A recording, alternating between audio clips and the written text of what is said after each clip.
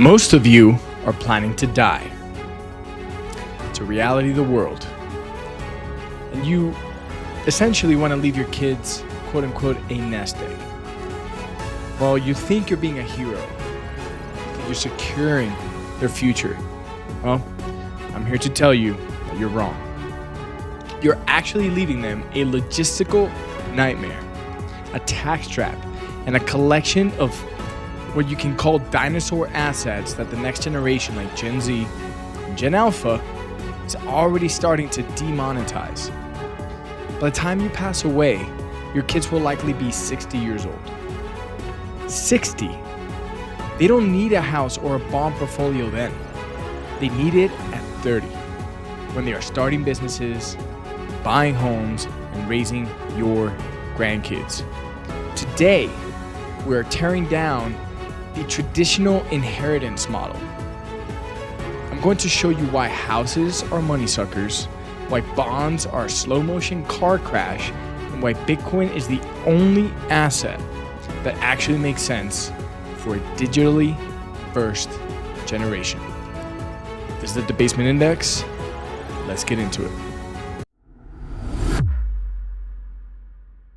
So, before we get into it, let's look at these your kids inheriting at 60 years old. So let's just look at the facts, okay? In the US and UK, the average age for receiving a primary inheritance is now between 58 and 62 years old, because people are just living longer. It's a good thing. We want our parents around longer as much as they can. But I want you to think about that. At 60, your kids are looking at retirement already. Their quote unquote most expensive years, the years where they actually needed capital for a down payment, for seed money, for a business, for life, those are already behind them. If you want to help your kids, you have to give them the inheritance while you are still alive, or at least structure it in a way that it's actually liquid and transferable. But you can't just hand over a house or a brokerage account without massive friction. This is where the legacy assets really start to crumble. And the one that we're going to look at first is actually real estate and a family business. We're going to look at those two first because those are the most insidious, and they're the ones that are really going to set your kids up for failure, or your grandkids for that matter, whichever side of the spectrum of life it is that you're on.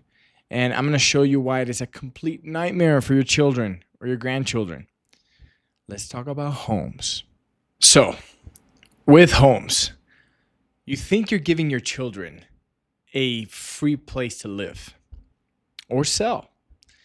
But what you actually giving them is an enormous headache. You're giving them property taxes, $21,000 a year in maintenance, whether it's structural, the taxes, the insurance, and a probate for quote unquote frozen periods. If you leave your kids the family home, you think it's a gift. But did you know that the average annual cost of ownership, just in taxes, insurance, and maintenance, as I just said, is $21,000?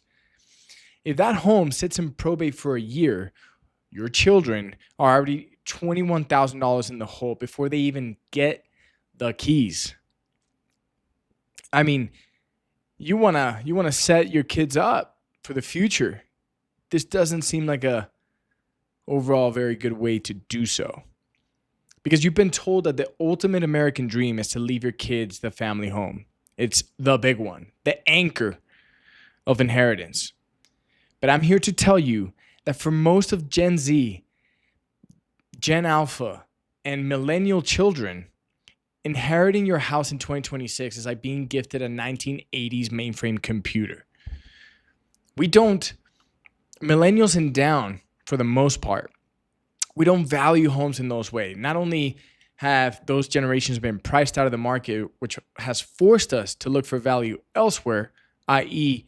crypto, specifically Bitcoin, okay? But it's bulky, all right? It's expensive to run a home. It's functionally obsolete. And they probably, your kids or your grandchildren can probably not even afford to run it. Now, here's the probate portion of giving your children a home. Before your kids can sell or even rent the house, it has to go through something called probate. This can take 6 to 18 months. And during this time, the asset is what the bank or the trustee would consider frozen. Your kids can't sell it. They have to pay the property taxes on it. And the vacant home insurance, which is 2 times more expensive when it's vacant. And they also have to pay the utilities. If they can't cover those costs out of pocket, the house starts to eat itself. Okay. Now, let's talk about maintenance for the home. Your parents lived in a house for 40 years, right? To us, it's home. But to an inspector, it's a list of failures. By the time you inherit it, the roof is 25 years old, that's $15K. The HVAC is on its last legs, that's another $8,000. And the electrical isn't up to code for the city because the property's not actually yours. You rent it from the government. If your kids inherit this at 30, they don't have $30K in cash to fix it up for sale. They end up selling to, hey, those we buy houses sharks for 60 cents on the dollar just to stop the financial bleeding of it. And lastly, you got the siblings war. If you have more than one child, you didn't leave them the house. You left them a lawsuit, especially if they don't get along. Unless they all agree on the price, the agent, and the repairs, and the house sits vacant, in many states, one sibling can force for a partition of sale, where the court auctions the house off, and the only people who win in this process are the lawyers, who eat up 10 to 20% of the equity just in fees. So don't give your children the headache of a family home. If the family home has been in the family for generations and there's a system in place and a trust to keep it running and to make sure that the house is safe, do it. But in most cases, you are giving your children a huge financial trap that's only going to set them back, not make them move faster. Now, let's talk about another one that really grinds my gears. Okay, and that's the family business. In most cases, a selfish gift. Why? Well, a person feels like a hero. They feel great because they think I'm leaving a legacy for my kids. Well, that is incredibly unsafe. And the reason being is because statistical data backs me up on this. 70%, 7 out of 10 of businesses fail in the second generation if they didn't grow up in the business. There's a big distinction here, whether they grew up in the business or they didn't grow up in the business. If they grew up in the business, they know exactly how it works, exactly how it operates, and it's just like a transition from owner to owner, and both owners, one being, for example, a father and the other one being a son, they're both on the same page and the father taught the son, then it's good to go. That's not how it happens in most cases. If your kids weren't in the trenches with you in the business, you're not leaving them a business. You're leaving them a high-stress job they aren't qualified for. And statistics show that only 30% of family business survive the transition to the second generation. So, unless your kids grew up in the business, don't leave them the business. Sell the business. Let it go. All right? Give your kids something else. Okay? Or here's a crazy one, have the conversation with their kids. Hey, this is what I've been able to accumulate throughout my life, and it would honor me to pass this on down to you. How would it best serve you? And have that conversation with their kids. Especially the boomer generation, man. They are iffy about talking about money, man. They are just, there's something else. And I see it now with, friends of mine who are getting inheritances from their, boomer grandparents and so on and so forth. And they just, dude, they say, I wish I never gotten it. It's just higher stress and it doesn't help. Now, let's talk about bonds and gold. I'll lump these together. so many times, and through the last 70 years especially, they said put it in bonds. It's safe. But is it? With inflation consistently, eating away at your purchasing power, traditional bonds are effectively negative yielding in real terms. You're gifting your kids or your grandkids a guaranteed loss of purchasing power over the next 30 years. So that leaves bonds out of the picture. Now, what about gold? Well, this one's tough because I like gold a little bit for the long term, but it has huge drawbacks, and these are the ones, right? It's heavy. Gold is extremely heavy. It's physical, and it's a nightmare to inherit. You have to verify the purity, pay for secure storage, depending on the amount of gold that you're inheriting. And when your kids try to sell it, the IRS treats it as, get this, the IRS treats gold as a collectible, which has a massive tax rate of 28%. So they're paying 28% off the rip, inheriting that gold. It's 19th century tech in a 21st century world. It doesn't work for inheritance purposes. Now, there's a great demonetization going on right now. I call it Gen Z's revenge. This is the most important part of the video, and I want you to listen closely.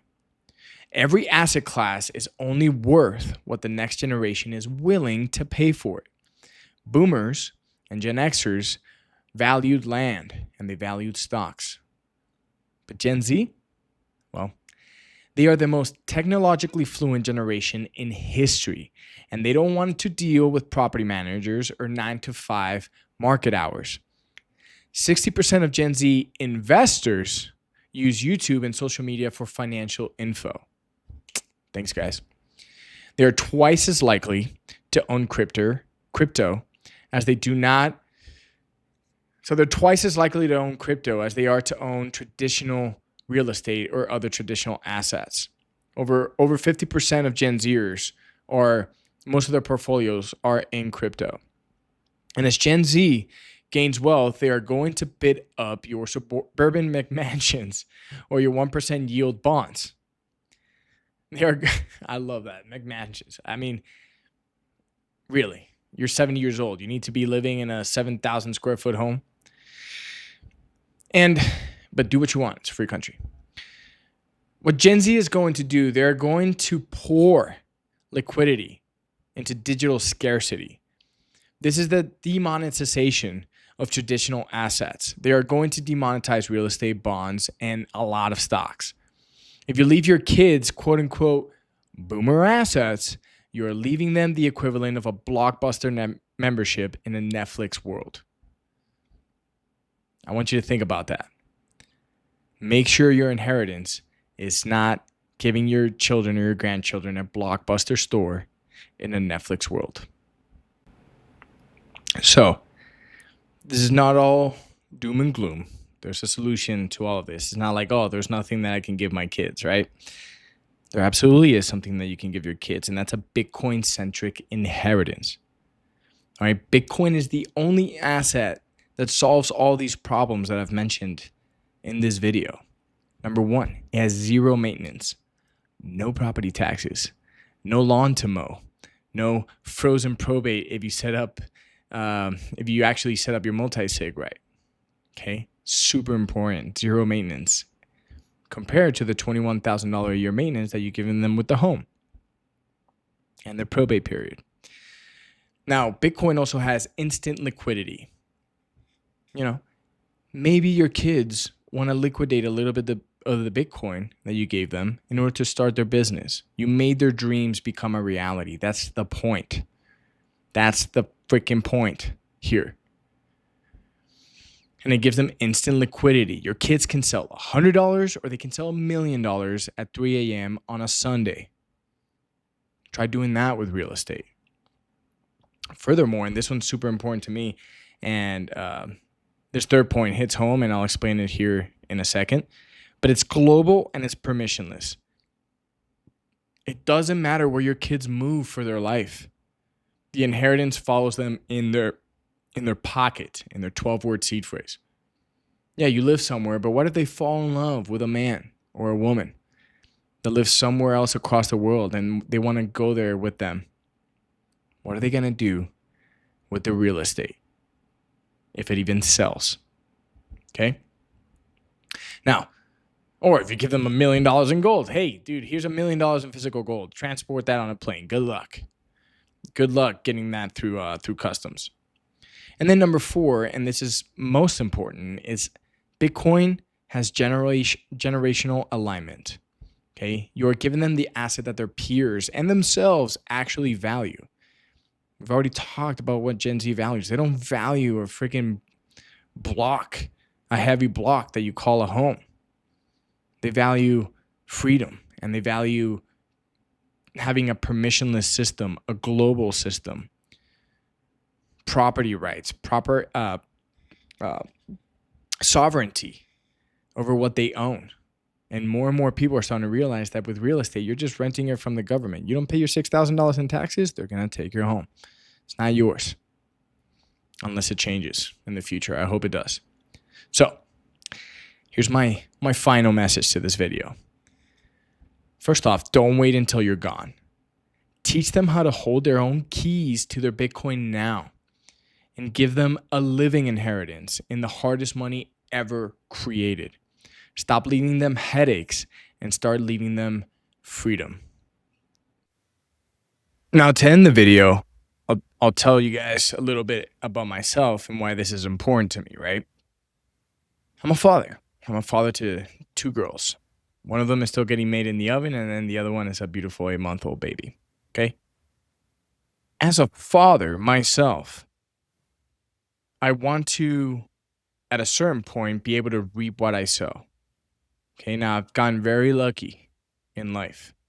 Okay, and I hope to do better, even better over time for myself, for my children, for my wife. But with that being said, I'm not helping my daughters when they grow up and they're 25 and 30 and they're going through the most expensive part of their life, which is starting a family, getting going, right? Getting themselves settled. Bigger house for a bigger family. That's a bigger rent, right? Or if they want to buy, they can buy, right? It's more cars, more insurance, more medical insurance. It's the hardest part of their life, getting started. And I want to help them while they're going through that time. That's when their inheritance is due, in my mind. Not when they're 60. I didn't help them for crap if I give it to them when they're 60. They've already lived life. They're already thinking about retirement. I want to help my girls when they need it the most. When they need it the most is at 30, 25 to 30. And that's when they're going to get their inheritance. That's me. That's how I would play it. This is what I'm saying in this video. Now remember, nothing here is financial advice. It is purely entertainment purposes only. But this is what I would do. And a little short story is a family member had gifted me an inheritance of a little teeny plot of land, nothing on it, right? Just a plot of land with my name on it in Norway. And I was like, dude, I don't know crap about Norway. And it's halfway across the world. I don't speak Norwegian, right? I don't know the laws in Norway. I don't know how they do this in Norway, right? And the property taxes hadn't even been getting paid for years, man. I'm not paying that just in order so I can sell it to get what? 5 to 10 grand. Like, I appreciate the thought, but this is the mistake that I want people, parents, grandparents to stop making. Stop gifting children and grandchildren headaches that they got to deal with, right? You want to be able to supercharge, right, your kids' acceleration to success and to comfort and to feeling like they have a secure future for their kids, right? For your grandchildren, right? What if my daughter falls in love with a man and then, or when she does, and say he's Japanese, right? And they want to end up moving to Japan. If I have a real estate portfolio here in the United States and I give it to her, how much of a headache is that going to be to her? A huge one. And to sell and to do all that stuff, By the time they're 25, 30, right, these girls will get a wallet of Bitcoin. I'll be like, I've been working on this for a very long time just for you.